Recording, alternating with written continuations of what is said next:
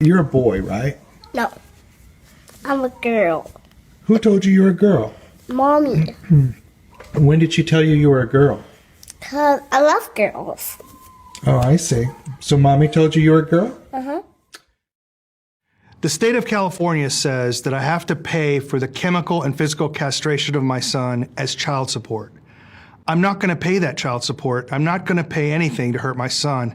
And that means you'll be going to prison? California is going to send me to prison for that. So, Jeff, you are going through something, you've been going through something that is probably a father's worst nightmare. Yeah. Tell me when this started. Started when my son was about 2 years old. My ex-wife, who's a pediatrician in Capel, Texas, started thinking that he might be a girl and started trying to transition him to a girl. And when I tried to put a stop to that, she filed for divorce and used her relationships with care providers to force me out of my house. And so I moved about a mile up the road from my sons. She filed for divorce formally, and I had 50-50 custody of him. And just after his third birthday, you know, I took the first iPhone video I'd ever taken, and it was him telling me that he thought he was a girl because his mommy tells him a girl. You can go on YouTube and just search for "Mommy Says I'm a Girl." You'll find that video. She was telling him things like, you know, she would put him into timeout and say, "Don't be a boy. The monsters only eat boys," and weird things like this. And she began to then socially transition him, and that led to a titanic battle in the state of Texas that culminated in me getting the procedures outlawed in Texas. And the political establishment in Texas allowing her to come to California so she could still castrate him even though I got it outlawed. Had your son, you have two sons. I have two sons, James and Jude. They're twins. They're not identical. James is the one that she's transitioning. And was there any sign in James that he was open to this or showing signs that he wanted to be anything other than Well, you know, it's interesting. So he was directly asked that by counselors and stuff. But let me just tell you about one of the fundamental facts of the case that a lot of people find shocking. James never presented as a girl with anyone but his mom. At church, with me, with his friends, he dressed as a boy and called himself James. He only presented as a girl with his mom. And I asked him one time, "Why are you doing that?" And he just flat out told me, he said, "Well, mommy doesn't love me if I'm not a girl." And that's what he told the counselors too. James is a very talented boxer. I'm a boxer, my dad was a boxer. James is extremely talented. Jude's a wrestler, but James is a very talented boxer. Olympic talent scouts were looking at him. He's that good. And they backed away from him once this all got started. He has all boyfriends. Now, he has some things that you might say are feminine. He likes art. He particularly likes painting and pastels. My son Jude likes sculpture, you know. James is also more extroverted and is willing to play with almost anybody, you know. And he will definitely play with girls. He'll play tag with girls.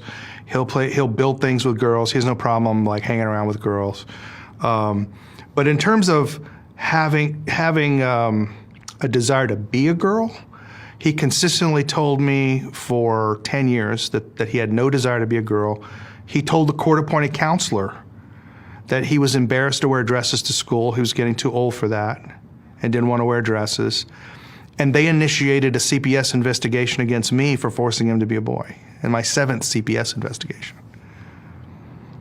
And do you have contact with your sons now? No, I'm disallowed all contact with my sons. You're not allowed to even contact them? No. I'll tell you how this all sort of built up.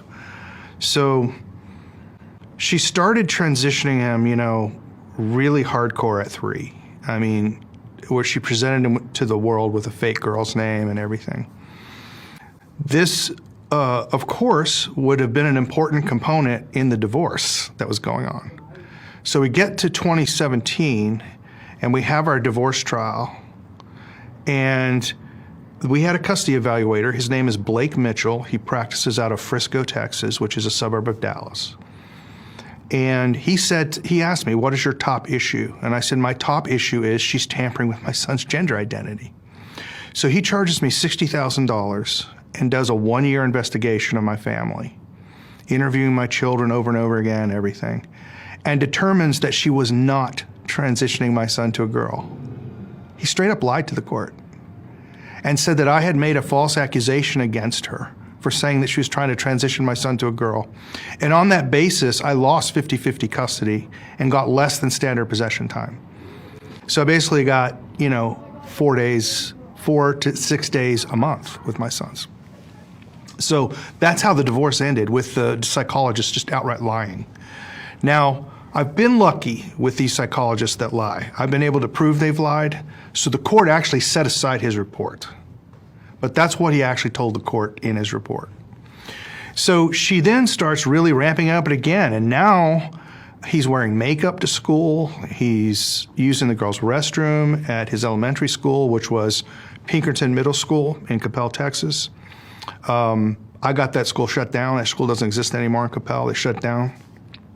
Got rid of the principal there. Her name is Miss Mickelson, who's the one that really transitioned my son. And I found out after 2.5 years, they had been transitioning my son secretly behind my back. So I would bring my son to Pinkerton Middle School in Coppell in boys' clothes, because he wears boys' clothes with me, and they would give him a dress and tell him to use the girls' bathroom. And when I found that out, I filed grievances against the public school. And of course, they exonerated themselves, saying that under their nicknames policy, they're allowed to call him whatever he wants. And they're allowed to put him in dresses because he wants to wear it and it doesn't harm him in any way.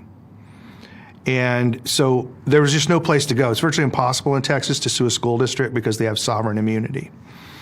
So this kept ramping up with my ex-wife until finally I look in the medical records with my ex-wife chose a pediatrician, Dr. Jennifer Pape, in Flower Mound, Texas, where I live. And Dr. Pape, in the medical records, it says that her and Miss Georgelis, my ex-wife, were planning on chemically castrating James at age 8 or 9. That's plain black and white in the medical records. So obviously I start to vociferously oppose this. I try to get a new pediatrician. I have to go to court to try to get a new pediatrician. That leads her to file another lawsuit against me for sole control of James. So they were at what age were they looking to do this? At age 8 or 9, they were going to chemically castrate him.